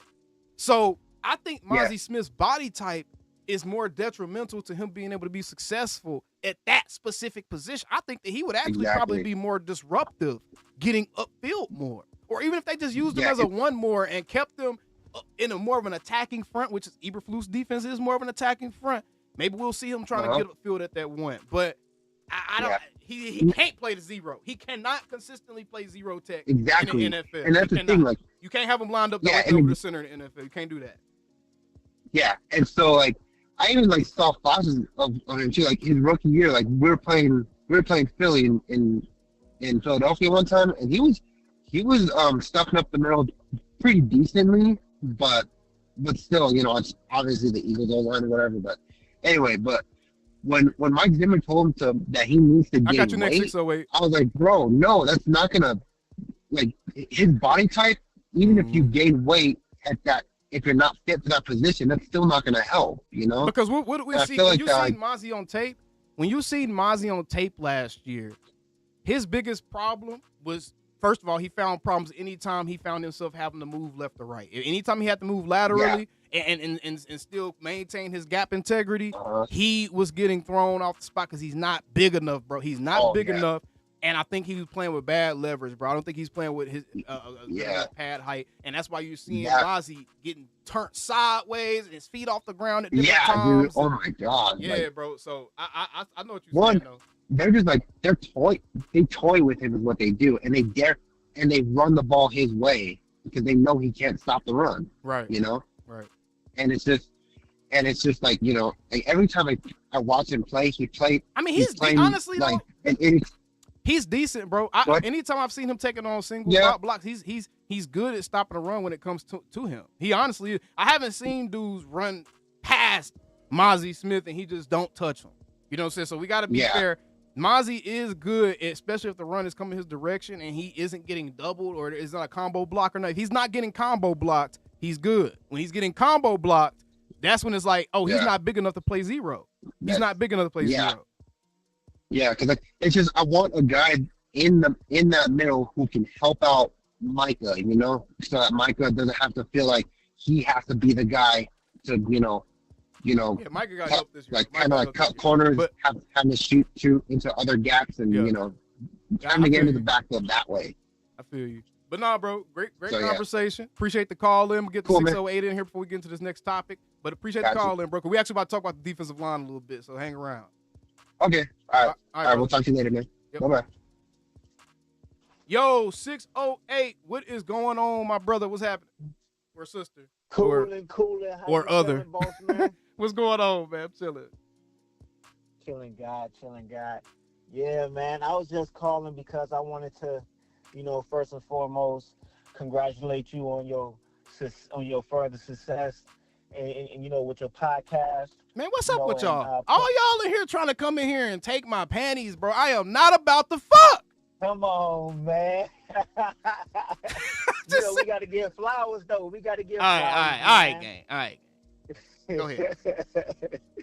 Yeah, secondly, you know, I want to talk about the defense. You know, like I want to know, are you completely sold? Because, you know, I listened to Brian Broadus talking about the run defense, and he had made some pretty good points. What Broadus say? Percentage of runs. He was talking about the percentage of run, like the percentage per player, per position on how they stop the run or whatnot. The run stop percentage. And we just and we like completely suck. He was saying that the defense is the Cowboys don't have a Mozzie problem. We had a coaching problem. So, yeah, I can agree with that. That's why I was kind of telling the last caller. I can agree with that. I think that schematically the defense wasn't necessarily set up to stop the run. You know what I'm saying? I don't think the defense was actually set up to stop the run. Right. Yeah, I can agree with that. So, do you think that Matt Eberflus will be able to change that? I mean, I know in 2023, yes, he had the 12th ranked defense in the NFL. Don't just look at the Bears. Don't even just look at the Bears. What you do is, so when you're looking at coaches and you're trying to figure out how good are they as a coordinator, what I like to do is I'll go back. First thing you look at is obviously how did they rank in the league in their position, right? But when you're looking at how they rank, I always take that first season that they came out and I take the last season that they left out. And then I look at what their actual rankings were. I look at that meat of their tenure and see what their actual rankings were. Because that first season a coach goes to a team, you're implementing a scheme. You're getting players to fit that scheme. It is really unrealistic to expect a coach to have his unit up to speed all the way and comfortable within a scheme in that first season. So to me, that's the introduction year, right? I don't hold that year against coaches, and I don't count it for them either. You know what I'm saying? I really don't. The last season, obviously, the coach was at a team, he gonna get fired. So a coach's last season is always usually gonna be their worst season at a spot. So I don't count those. Right. I always look at the middle. If you look at the middle of what Eberflus has done with the Colts and the Bears, with the Bears, he was able to have a top run defense. With the Colts, he was able to have a top run defense, it was like top 5. You know what I'm saying? So at two different organizations, he's shown that he can create his scheme does kind of what word am I looking? What's that damn word, man? What's that word? His scheme. Damn. Nigga, I don't even want to talk no more. You got it. You wild, bro. Nah, but yeah, I feel what you're saying, man. I feel what you're saying. And I think that if he bring that energy and he can scheme our players and put them in the right position, like Osa was saying, like he seen a few plays where he could have had it if it was schemed differently. You know what I mean? But you know what he meant? You know what Osa was saying when he was talking about that? He was talking about, okay, so have y'all been hearing them talk about how Matt Eberflus is using an attacking front? Okay. I think Zimmer's scheme taught the D-line more so to play gaps and to it taught them more so to play gaps and to play responsibilities. Matt Eberflus's defensive front is more about attacking the football, just in general. It's an attack the football defensive front. So in Zimmer's defensive front, you would see guys being more so gap stuffers and just post a whole gap so their linebackers would be able to make plays. Keep the big guys off the linebackers so the linebackers make plays. And Eberflus's defense, his defensive front, are the playmaker. He want those guys trying to make plays. And the linebackers are clean up. Right? The linebackers are clean up and they're used in different ways. They're versatile. So he'll have some guys dropping into coverage. He'll have some linebackers trying to cover that middle part of the field in the flat. You'll see the difference just in how the defensive line is what they're instructed to do with their responsibilities. I think what Osa was saying was there was times where he knows he could have made a play, but he would have been jumping out of the confines of what the scheme was asking him to do that. Right? Playing Superman ball. He would have been playing Superman ball to do that, which is something Micah kind of brought up a little bit last season. I think he was talking about Donovan Wilson. Spoiler alert. I think Michael Wilson was talking about I think Michael Parsons was talking about Donovan Wilson when he was talking about dudes going out there and playing Superman football. Because you can tell there are times where Donovan Wilson might have been responsible for a back tie contain or covering a gap or something, and he was just not in the right spot, bro. He was not in the right spot. So I think he was talking about Donovan Wilson right there, bro. But I think that's gonna be the main difference. Is this defensive front is they see ball, attack ball. Now the problem with that type of front and the positive side of what Zimmer's front does when you're just a gap contained defensive front, the problem with an attacking the ball type of front is misdirection can fuck you up. So play actions, RPO, stuff like that, anything that's misdirection, it can fuck you up because the guys, their only responsibility as soon as the ball is snapped is to attack the football, right? And if you're thinking the ball is going wrong, going somewhere it's not, you're out that play. You just took yourself completely out the play. So that's the one drawback to Eberflus's defensive front is it can leave guys in situations because it's needing guys to be able to recognize the ball. It can leave guys in situations where they're taken out of the plays. So that is one of the problems.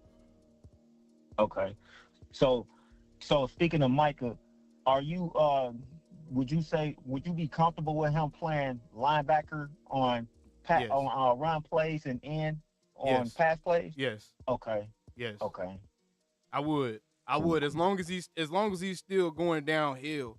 I'm at a point now where I think that we have enough linebackers where you don't necessarily need Micah to play in a coverage type of role at linebacker. But as long as he's going downhill and attacking, then yeah, I think it's fine for him to play linebacker. I think at times on rundowns, I think getting him off that line will actually help the Cowboys more because Micah's going to be the fastest guy on the field more times than not. His sideline speed is out of this world. And I just think that when you're free of having to have that initial contact with an offensive lineman as soon as the ball is snapped, he'll have more opportunity to make plays. You know what I'm saying? Whether it be chasing shit down from the backside or beating guys to a spot, I think he'll have more opportunities to make plays. Now, the problem there is that takes a little bit more film room study. That takes a little bit more game tape. That takes a little bit more of the mental aspect of the game because now you need more play recognition. You're not just trying to beat guys based off of your physical traits. Now you're having to beat the offense based off of what you know about what they're about to do. So that's the problem with having Michael play linebackers. If he's not committed to learning that aspect of the position, then you don't need him there because he's going to probably be a net negative, right? So, and you have guys like Jack Sanborn, Kenneth Murray Jr., with DeMarvion Overshown gets back, you still got Maris Leofow. So I think your linebacker room is probably the deepest linebacker room you've had as a Cowboy in decades, bro. Facts. So there's no reason to move Mike around like that. Okay. Well, man, I want to thank you for your time, bro. And man, keep up the good work, and give my man Ray his respect when he trying to talk. Man, fuck Ray Ray. Fuck Ray Ray. Fuck Ray Ray. Fuck Ray Ray. Ain't nobody worried about no damn Ray Ray. Nah, Ray my guy. Ray my guy. Appreciate you, bro. Appreciate you. Alright. All right, we got the 832 up in here. What's going on, 832? What's happening, baby? What's happening? Don't call me baby, man. You trying to take me on a date? Man, no. Hey, man, listen, I'm glad I'm in here. Hell no. What's going on, bro? Oh, no, but listen.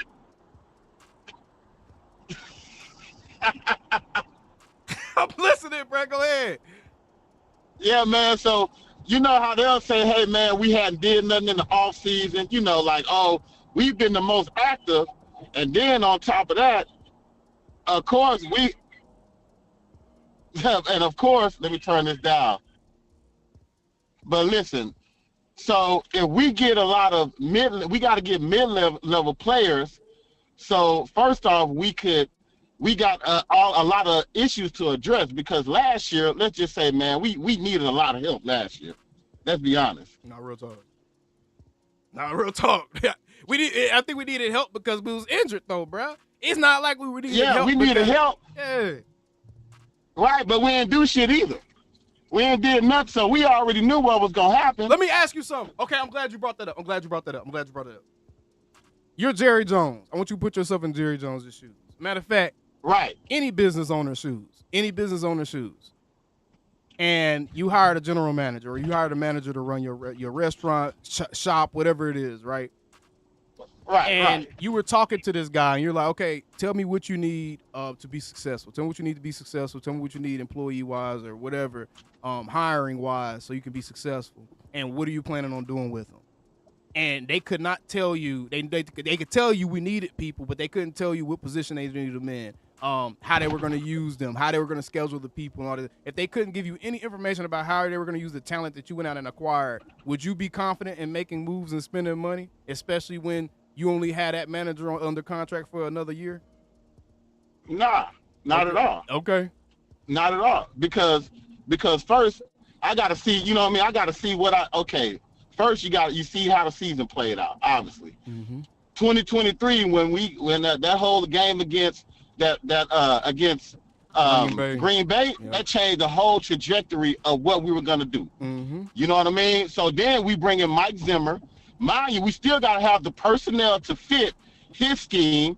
Then we only rented him. Then we went to Matt Eberflus, which is a whole different scheme. Mm-hmm. And I feel like with fans, we got to understand this game. We can't have guess what? After a situation, we just going to be, no. All that takes time. Now, honestly, I feel like this year we're going to be a lot better than what people think. So they're already putting us at number 3. But we've always split with Washington. Even when we sucked this year, we split. Mm-hmm. So you don't know. I feel like that with our division, even with Philly, we've always matched up good with Philly and Washington. Mm-hmm. We ain't going to talk about the Giants. But that's why people always put it. Yeah, I mean, we ain't gonna talk about that. No disrespect. No, all the disrespect. Yeah, we ain't talking about them. Yeah, fuck that. Because we don't beat them. We don't beat these boys since fucking 2015. Like, real come on, talk, man. Bro. We worry about the I mean? Giants, bro. Disrespect intended. Right, right. So my whole thing is this: your personnel has to fit your scheme. Everybody wants to talk about, well, guess what? Well, the quarterback sucked. Well, guess what? Well, you got to talk with the coach because the coach has to put the quarterback in positions to succeed, period. So whenever they down Dak, even with Mozzie, when we were just talking, I'm listening. Man, he wasn't in the right scheme, just like you said. So I feel like, and that's that's my gripe today, man. In this game, it's not just about, you win tomorrow. No, you got to build to that. Yeah. And I think for us with the Joneses, we give them a lot of shit. But at the end of the day, we can't give them shit about this year because they did everything that that we wanted them to do. 100%, bro. And it's just like if you got a significant other, and I need my younger audience to pay attention to this because this is some serious game for your ass. If you got a significant other, bro, and they don't normally cook for you, and then the one time they do cook for you, you complain about how they normally don't cook for you, guess what's not going to happen no more? They not cooking for your black ass ever again. You ain't finna get no meals. No meals. You finna be in McDonald's or whatever. McDonald's every day. You know every day. They gonna know you by name. They gonna know you by name. Cause guess what you should have did when your wife or your husband, whoever cooked that hot meal for you, brought it to the table. Guess what you should have did? Oh my gosh, I needed this so much. I appreciate you so much. Oh, this is amazing. This is yummy. Oh, I love your cooking. That's what you supposed to do, bro. Just show some appreciation. Show some appreciation. Because your black ass might not get it again. You ain't gonna get it again. Because guess what? Now that person has they're not motivated to do anything positive now. Because there's no positive reinforcement that comes from them doing positive actions. You can't continue to give people negativity when they're doing the right things. You can't. Life don't work that way. And that's the whole, and 100%, man. And that's where, like, let's see what we gonna do, man. Because, like, I've been telling a lot of people, you know, I'm in Houston, so I get a lot of slack because I'm a Cowboys fan and I'm in Houston. But a lot of my family's out there, but I don't give a damn. Man, they need to cut it out. The folks know there wasn't no Houston Texans fans until C.J. Stroud got there. Man, hold up. This is the comparison I get.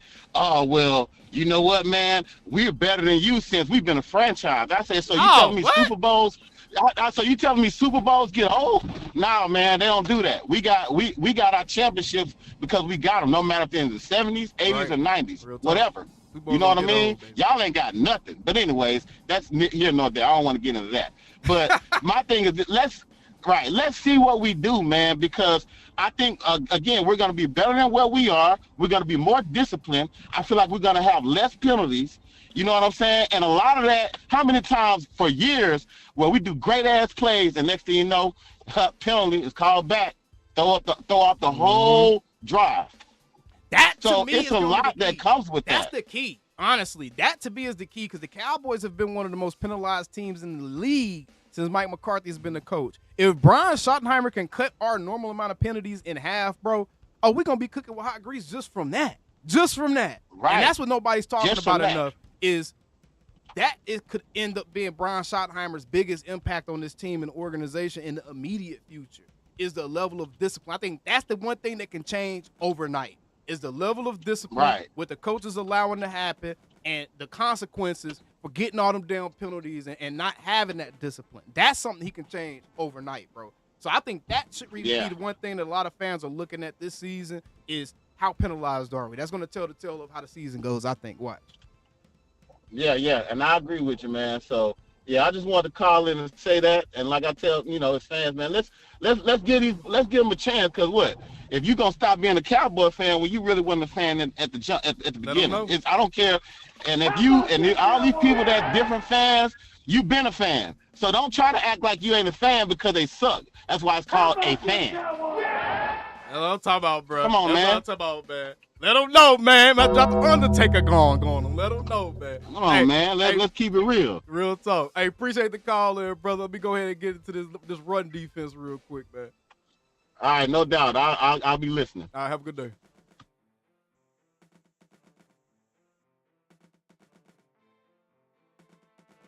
All right, ladies and gentlemen, let's get into today's second half of the show. I wanted to take a look at this article that was written by Cody Warren on June 5th. And he said 5 Cowboys trade targets to help fix the terrible run defense. Now, y'all brought up that statistic that Brian Broaddus mentioned about the run stop percentage of all of our defensive linemen and just kind of how putrid that actually is. These are some guys that can immediately come in and have an instant impact on the Dallas Cowboys defensive line to the point to where they could have it at least, at minimum, a serviceable run game. And you can feel from a roster standpoint, you have the proper pieces in place. And I thought this was a pretty interesting article. I just kind of glazed over it a little bit, and we're going to go ahead and get into this one, man. So shout out to the homie Cody Warren. The Dallas Cowboys are entering the 2025 NFL season with renewed urgency. The need to improve the run defense must be a top priority. Despite an explosive offense and a fearsome edge rush led by Micah Parsons, the Cowboys finished 29th in run defense in 2024, surrendering over 137 rushing yards per game. So right there, off rip, I can guarantee y'all, we're going to have a better run game than we did last season. At minimum, we're going to have a better run game than we did last season because you damn near can't get any worse. And if you did, that means that, I don't know, man. If we get worse than that run defense, I don't know what to say, bro. We're going to have some drastic measures to get brought up because that's ridiculous. All right. While re-signing defensive tackle Osa Digizua was a smart move, the Cowboys can't rely solely on in-house talent. With new defensive coordinator Matt Eberflus now leading the charge, Dallas must look at the trade market to solidify the interior line and bring stability to the defensive front. Here are 5 defensive tackles the Cowboys could target via trade to strengthen their run defense. The first target is Carolina Panthers defensive tackle Derek Brown. Okay. Derek Brown is a dream target and is one of the league's premier run stuffers. His presence would immediately transform the Cowboys' defensive line. The 2023 Pro Bowler, a torn meniscus, kept him out in 2024, finished with over 100 tackles, and consistently commanded double teams, freeing up linebackers to flow to the ball. The Panthers are rebuilding and may be willing to listen to offers for veterans like Brown in exchange for draft capital. Pairing him with Osa Digizua would give Dallas one of the best defensive tackle tandems in the NFL. Here's a trade cost estimate. He estimates it will cost a 2026 second-round pick plus a 2026 fourth-round pick. Now, as we're going through these, I want y'all to keep in mind the cost, and I want y'all to let me know down in the comments below for each guy or in the chat. Let me know, would you do that trade? Would you make that move? So Derek Brown of the Carolina Panthers, that is a dream. That's 100% a dream. I don't think that's a realistic target at all. I don't think there's been many reports about Carolina wanting to move off of a Derek Brown, but if he became available, I think that right there could absolutely be one of those pieces that sends your defense over the top. For real. That's one of the premier nose tackles in the league. So that would be a damn good pickup. Grover Stewart, however, is a realistic target, and this is one of those guys. I believe Grover Stewart is one of those guys that is on June 1st cut watch, right? I think he's one of those guys that's liable to mess around and get cut by the Colts depending on what direction they want to go with the organization. Remember, the Indianapolis Colts, they just lost their owner, so there's possibility that there's going to be some changing going on. There's going to be some changeover. There's going to be guys moving in and out, and there's probably going to be a new leadership in place there. So Grover Stewart is somebody I definitely keep an eye on. Remember, Matt Eberflus coached with the Indianapolis Colts, and he is a nose tackle. He's a true nose tackle who excels at clogging the running lanes. He brings size, toughness, and experience, exactly the traits Cowboys defenses lack on the interior. With Matt Eberflus now calling plays in Dallas, it's worth noting that Stewart played under Eberflus during his time as Colts defensive coordinator. I just said that. That familiarity could make him an ideal target for the Cowboys scheme, which emphasizes discipline and gap integrity. All right, so very, very interesting right there. And I will say this: that front is more of an attacking front. I don't think it's as much of a gap integrity front. It's more of an attacking front. Zimmer's front was more so gap integrity based. But the trade cost estimate for a Grover Stewart would be a 2025 4th-round pick. And again, I think this is one of those guys you kind of keep an eye on and see if the Colts end up making a surprise move or cut one of these guys. Because I would absolutely go after a Grover Stewart. And I think, again, that would be somebody that could absolutely help the Cowboys in what they need to do. All right, next up, we have DJ Reader from the Detroit Lions. The Lions added DJ Reader in free agency in 2024, but their depth at defensive tackle, especially with Ali McNeil's emergence, might make Reader available for the right offer. He's a high-level run defender who excels in early downs and short yardage situations. Reader fits the mold of a Matt Eberflus-style interior lineman, high motor, strong at the point of attack, and technically sound.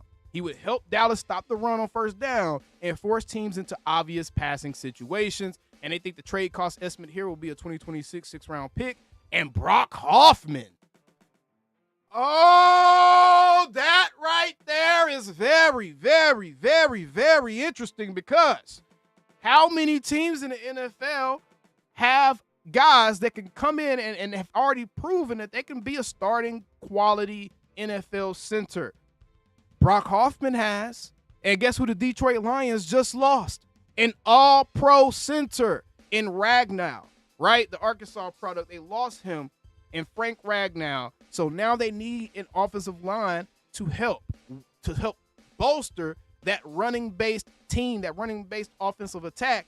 And that is a very interesting thing to kind of float there as far as Brock Hoffman and the 6th-round pick for DJ Reader. I think that type of move would maybe help the Cowboys in the immediate future. And because of how your offensive line is set up now, I don't really see Brock Hoffman realistically having a path to becoming a starter for the Cowboys long term. So instead of just stashing him as a high value depth piece, you could flip him for somebody to come in and fill a position of need and be pretty damn good at it. So that right there is very, very interesting. I wouldn't be mad at it. I mean, I know people get attached to our players, and people get to that, I don't want to trade any of these guys. But I mean, Brock Hoffman, man, hey, if we can get DJ Reader for Brock Hoffman, I'm doing that 7 times out of 7 days a week. Bro. I'm doing that. All right. So that right there would probably be my leader in the clubhouse right now as it pertains to guys to go out and get. Next up, we have David Onyemata. This is another very interesting one. He doesn't necessarily have to be a trade candidate. He and the other defensive tackle that plays with the Atlanta Falcons right now, they are on June 1st cut watch. I don't know why I just said Falcons right now. I just said that. Boy, I don't know. My ancestors came out. But both of those guys are cut watch candidates. And David Onyemata, could end up being somebody the Cowboys don't even have to trade for. They could end up actually signing him via free agency, because I know before the offseason started, he and I think Grady Jarrett were both cut candidates for the Atlanta Falcons. So I would look at either one of those guys and be like, all right, could these guys help my defensive line? All right, so David Onyemata is a realistic trade target, and after a down year in Atlanta, he was pegged as a cut candidate, see? But the player cut was Grady Jarrett. Atlanta, which is still in rebuild mode, could look to acquire draft assets to fill needs across the roster. Dallas could make the call for Onyemata based off his run-stopping prowess. He would be the type of player the Cowboys front office looks for as a low-cost, high-upside type of player. The Falcons have depth at defensive tackle, so getting draft picks for a player who may not be in the long-term plans could be perfect for both sides. And again, I think this is one of those situations, if you're going to go out and get one of these type of guys, you're going to go out and trade for somebody, I would love a Grover Stewart, because the familiarity there with the system, and he would have a clear understanding of what Matt Eberflus needs him to do to make that defense successful. And because Grover Stewart did play under Matt Eberflus, and Matt Eberflus was at Indianapolis, Grover Stewart has been a part of a top-ranked run defense. So I love the Grover Stewart matchup right now. That's my favorite one out of all 5 of these so far. And then we got Leki Fotu. A low-profile target, Leki Fotu could provide the Cowboys with a rotational depth at a bargain. He has shown flashes as a run defender and offers the kind of physical presence Dallas has been missing in the middle. Fotu would be a smart, low-risk addition to add depth behind Osa Odigizua and possibly supplant Mozzie Smith as the run stopper. Under Eberflus, he could thrive in a gap-disciplined rotational role. The trade cost estimate would either be a 2025 6th or a 7th-round pick, and those trades would probably be evened out by what they would get back by way of comp picks.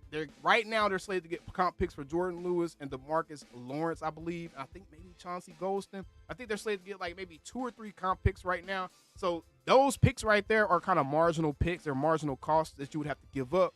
And I like all these options. Leki Fotu, I believe, was the guy that used to play with was he the guy that used to play with the Jets? I think so. I think he was a nose tackle with the Jets. So he just signed with the Raiders this offseason, I believe. But to me, the best options off this list are easily going to be DJ Reader and Grover Stewart. And I think Grover Stewart will probably be my favorite off of this list. And I absolutely do think that getting any of those guys would fix the Cowboys' run game. What I want to do now, though, is I want to hear from you guys as far as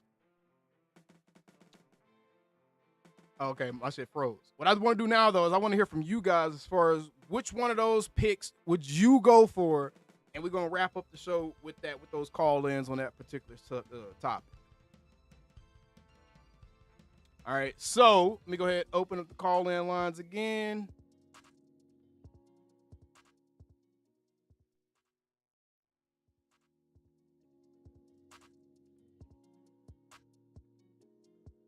All right, and feel free to call in if anybody wants to call in. If y'all don't call in the next 5 minutes, we just gonna get up off this thing. But yeah, I like that. I really like that. I really like that list. That was actually a damn good list by Cody Warren. Av said Reader would be perfect. Kalaya said get Alexander. We talked about Jair out earlier. My boy Callias, you late, Callias? Where you been, Callias? And Katharina, thank you for the donation. Yes, we did get the donation. Appreciate the love that you showed, the $10. Appreciate that, Miss Katharina Kiss. Detroit said either trade Mozzie or sign DJ Reader. I don't think that a Mozzie trade is in the cards right now, y'all. I really don't. I don't think a Mozzie trade is even anything that they're thinking about, to be completely honest. Let's go ahead and get the homie Ray up in here real quick before we get Callias in here. What's going on, Ray? Show your ride, Ray. Shit, when we said it's a YN party, y'all cannot get in. No, he messing it up. He messing it up. It's a real white boy.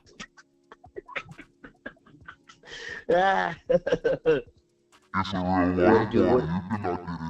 Pick this off that plate. Take that off that heat. That's how you just do it, right? What is that playback sound?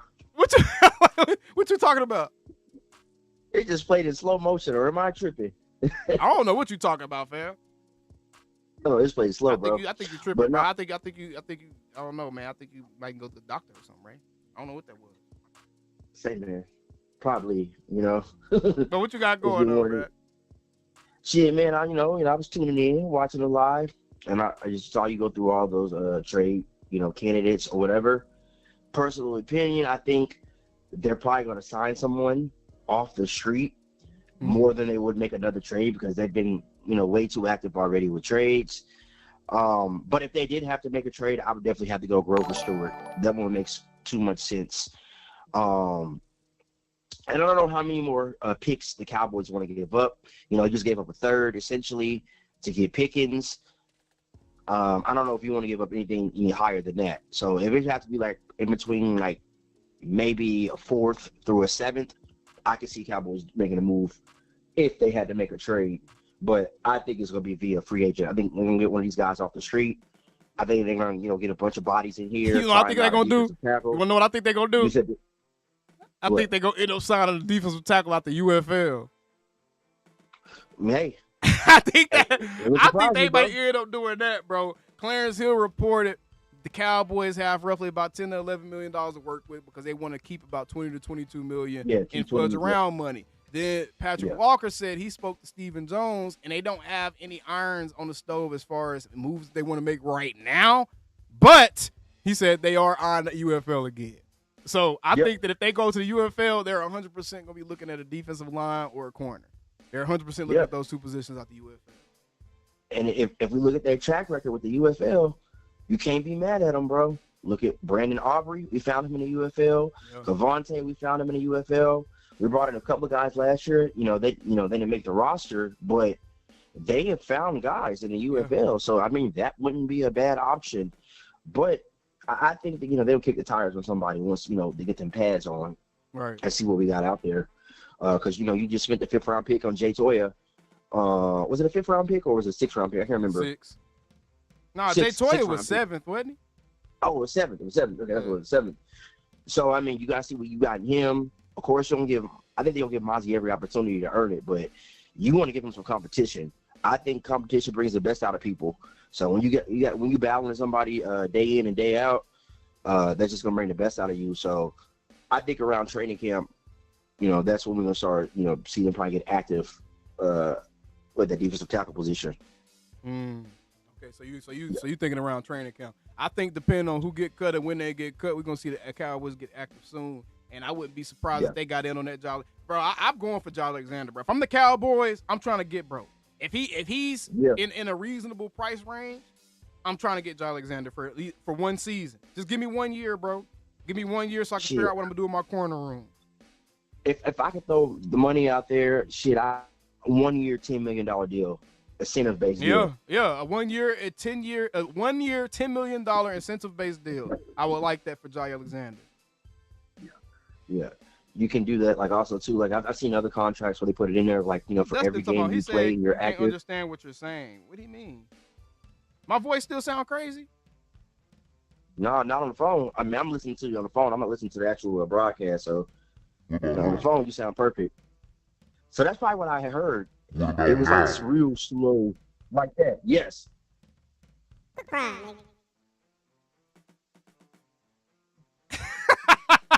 Right, like what's going on, bro? Yeah. I'm just playing, bro. But nah, somebody just came in the comments to my son. You can't understand what you're saying. Man, y'all be watching the stream late as hell to commenting in the live chat at the same time as wild.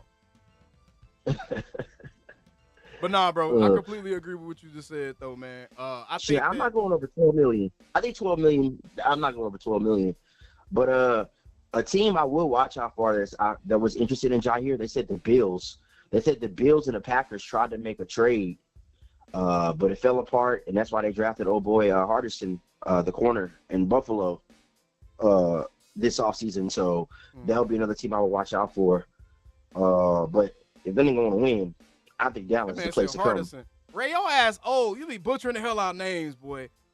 Harrison, man, whatever. Maxwell Harrison. Harrison. But you know what I meant, didn't you? Maxwell Harrison. You knew what I was talking about. Yeah, I knew you were talking about, bro. I knew you were talking about, bro. Y'all knew what I was talking about. But yeah. But I mean, yeah. If I'm Dallas, yeah, I'm making that phone call immediately. No, 100%, bro. 100%. Yeah. But nah, Ray, I'm about to be wrapping this up and get Calais up in here, and I'm about to get up off this thing. All right, man. Y'all have a good one. See, I'll talk to y'all later. All right, man. How about them Cowboys? How about them Cowboys? All right, we got the homie Calais Bell. What's going on, Calais? Calais, your black ass know better than this, man. Calais, you know better than this, man. Calais!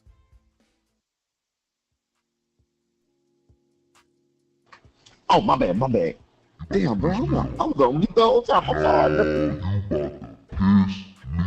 sorry. I am so sorry, bro. How about the Cowboys? You already know Wayne Party. I'm very excited about the movie. Be better.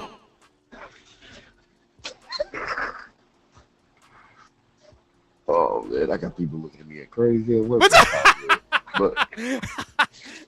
what's going on, bro? Not much, man. Just keeping up with the Cowboys, man. Love the moves that we're making. I do hope we do get Jair Alexander. That'll be a big one for us. Yeah, I think Jair Alexander move would be that. I've been hoping that's the one I've been wanting all season, bro. I've been telling you all season that they need to go get Jair Alexander. The Packers are gonna get rid of him, and they finally did it. Go get him. Now you ain't got to trade for him. Go sign the dude, bro. I don't care if he's been injured, bro. He's healthy right now. He'll be healthy to start the season now. I don't give a damn. Go get him, and we can play him and Diggs on a half and half type of deal. He can play half the season, Diggs play the other half, bro. But we need a veteran corner until Diggs get back for real. Facts, man, facts. And you said it yourself. He did lock up CDs. You know, that was RIP CD. Yeah, but having him on the squad, boy, I guarantee Devontae Smith, AJ Brown, and whatever other top range receiver ain't gonna last against them too long. No, for real. But how you been, man? It's been a minute, man. I ain't been on here in a minute, man. How y'all been, man? I've been good, man. Just going through some stuff, but you know what? God got me, man. God got me. Hey, bro. Anytime you going through anything, I always look for the silver linings and control what you can control each and every day. As long as you do that, bro, you can rest easy, bro. Ain't no reason to stress about it. Ain't no reason to give it no extra thought. Do what you can do every day and look at the silver lining. Figure out what lesson you're supposed to learn from whatever you're going through, bro, and you'll be blessed. Yes, sir. Anytime you go through something, it's because God trying to teach you a lesson. Amen, man. My pastor just taught me that too, man. Real talk. You done heard it twice, so you know it's real. But no, man. Hey. Yes, sir. Appreciate the call, bro. We approaching that 2-hour mark. Y'all know I don't be in here doing free labor. Y'all got me in here working like I'm on minimum wage in this bitch. I'm about to see y'all. On the next show. Appreciate you calling in, homie. Appreciate you calling in. And hopefully we got something to talk about later. Anytime. You know I had to, bro. Been missing the live calling, man. You know I ain't did it shit since the last time you was in here. So you straight. I think I ain't streamed since I ain't did no live calling in like a month or two, bro. Yeah, man. Yeah, but I was saying, life you like it, but you know what? We still gonna look at it. Already, bro. Hey, but appreciate you, man. Have a blessed day, bro.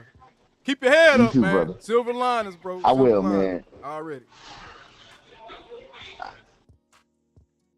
Yeah, man. Appreciate all of y'all, by the way, man. Appreciate all of y'all, bro. Everybody rocking with me. And that's the thing that I will consistently lead this show with that message, bro. Regardless of what you're going through, Man, always look for the silver linings, figure out what you're supposed to learn, and mind your own business, bro. Mind your own business. Focus on what's in front of you, can control what you can control, and always allow yourself to exist in a positive space, because guess what? If you allow yourself to fall into that negativity, if you allow yourself to fall into that negative pit, bro, ain't nobody else going to be there to pick you up, man, unless you got that type of support system. But you never want to leave yourself in a situation where you're depending on anybody else to bring you out of that dark place. Only you can bring yourself out that dark place. And remember, you yourself have all the control of how you digest what happens to you in your life, man. So we all got shit we going through. Some people got more shit that they going through than others. But at the end of the day, you get the control. That's the one benefit we all have, is you get to control how you get to look at it, period. But either way, appreciate y'all for tuning in, man. Love all y'all.